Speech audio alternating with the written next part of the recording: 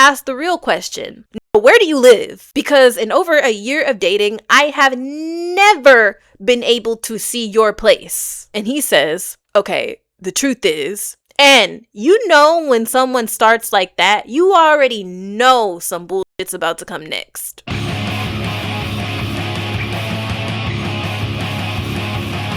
YouTube, it's been a minute, 2 weeks. My bad. I'm not gone. I'm not quitting. Videos are coming back to back. I'm not a deadbeat YouTuber. If I disappear, I come back with gifts.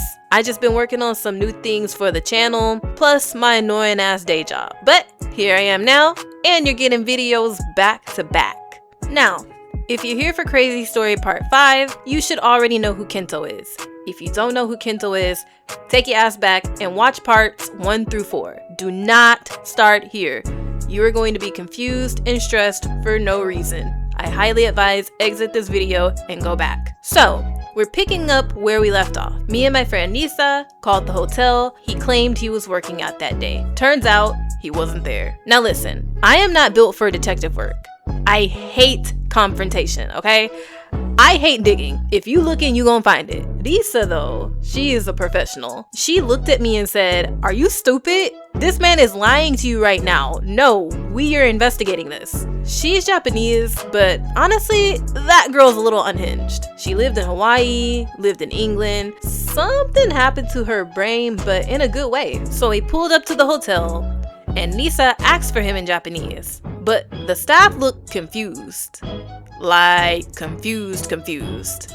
They asked multiple people, and the way they answered wasn't as if he's not working today. It was more like, we don't know who that is. So we call him. Of course, no answer. And so we blow up that motherfucking phone. Still nothing. And we blew this motherfucker up. Like, we called, like, I swear, like 10 times.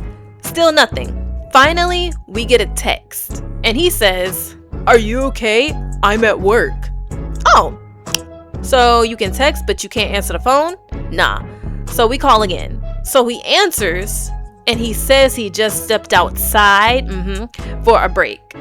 So I said very calmly, "Oh, that's crazy because we just came to your job to drop off a present. We ain't had no damn present. And they said that you don't work there." And then silence. Dead silence. Then he hangs up. Click. So let's take a trip down memory lane for a quick red flags recap on Kento that's going to lead up to this moment that I will reveal at the end of this video. So one incident that I mentioned before in one of my earlier videos, we went to a club together after having a good day. I went to get us some drinks at the bar, turned my back, and when I came back, a girl was flirting with him and he was flirting back. They exchanged something. I don't know if it was Line or Instagram. I didn't even ask. I handed him his drink, walked away, went back to the dance floor.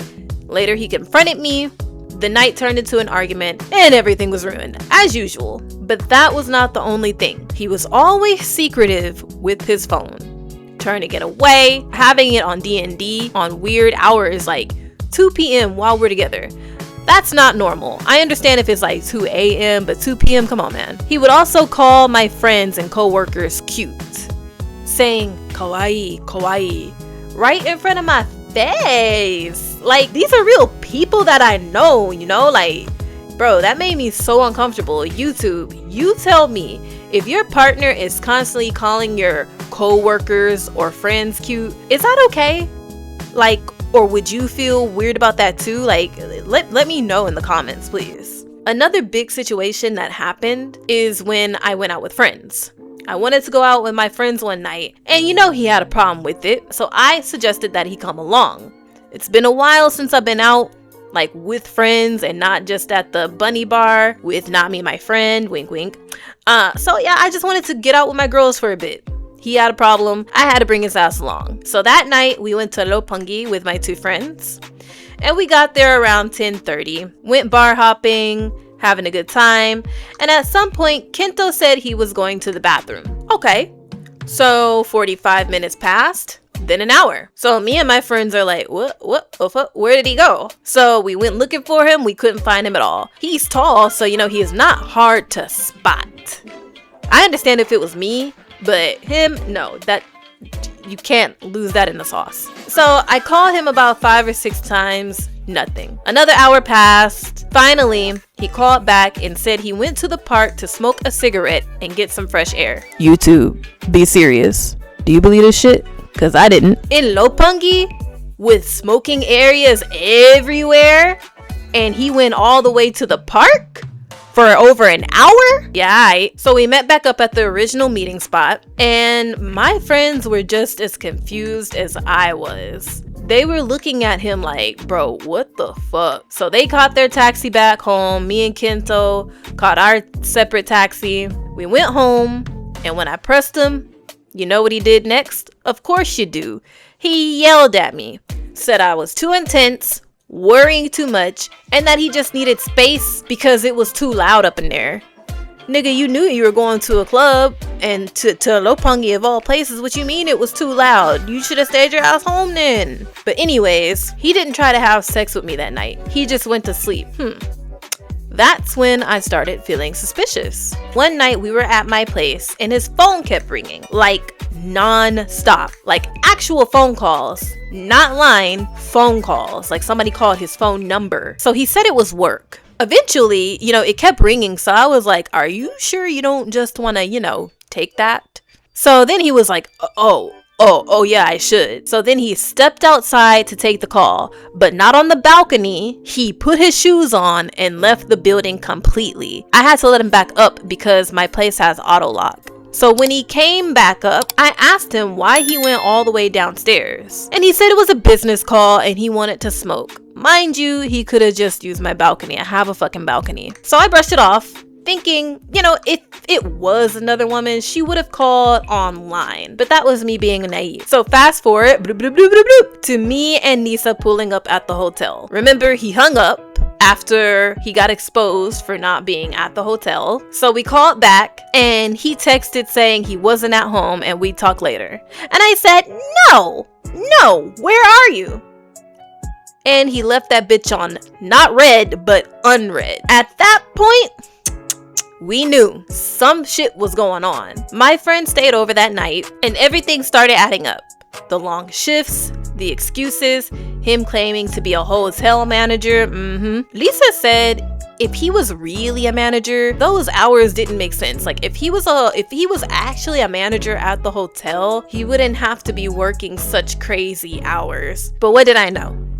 So the weekend passes, because that was a Saturday actually, and so Monday night he finally calls me. I answer the phone hot, and for once YouTube, if you've been following the story, you know this man and you know his outbursts and his blow-ups. For once, he's calm. So he claims a hotel situation was just a schedule mix-up and that not everybody knows each other's name. Okay, cool, whatever.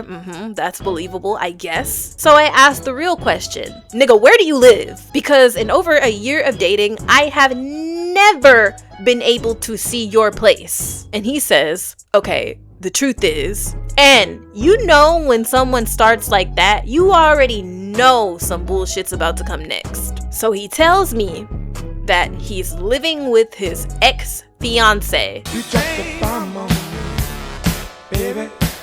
You dropped the bomb on me. Ex-fiance. First of all, I didn't even know he had been engaged. Then he says she moved to Japan from Australia and didn't have a job and needed a place to stay. And she moved in before me and him got together. So you mean to tell me you've been living with another woman our entire relationship? Alright, bro. Alright. At that point, YouTube, I was done. I didn't yell. I didn't cry. I told him straight up, you embarrassed me. You stressed me out. You made me anxious.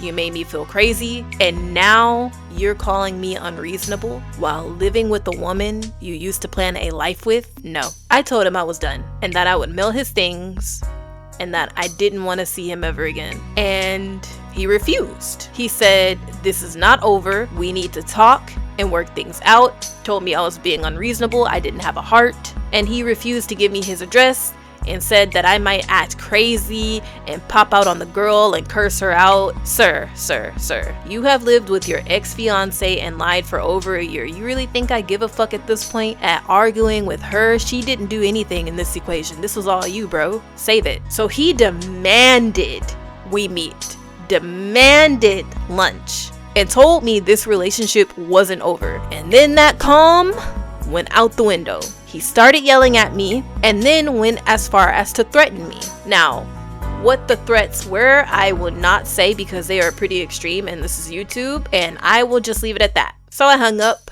I packed his things, labeled them so the trash people don't mistaken it and take it, and put them outside. I called Lisa and told her like what happened, and shared as much information with her as I could just in case anything happened. And luckily he did not have the key anymore. In Crazy Story Part 4, I explained that we had a break, and before we had took that break, I did ask for the key back, but I never gave it back to him. Thank goodness. So he did not have the key. So the next morning, he showed up and rang the doorbell. Even though his stuff was all outside, all he had to do was take it and go. Call a taxi, put that shit in the back. Rung the doorbell, I didn't answer. And what happens after that? That's for Crazy Story Part 6, the finale. Whew. YouTube, I am so tired of talking about this man. I am tired of reliving it, and I'm glad this story is almost over. Part 6 is coming, and that's it. I'm out.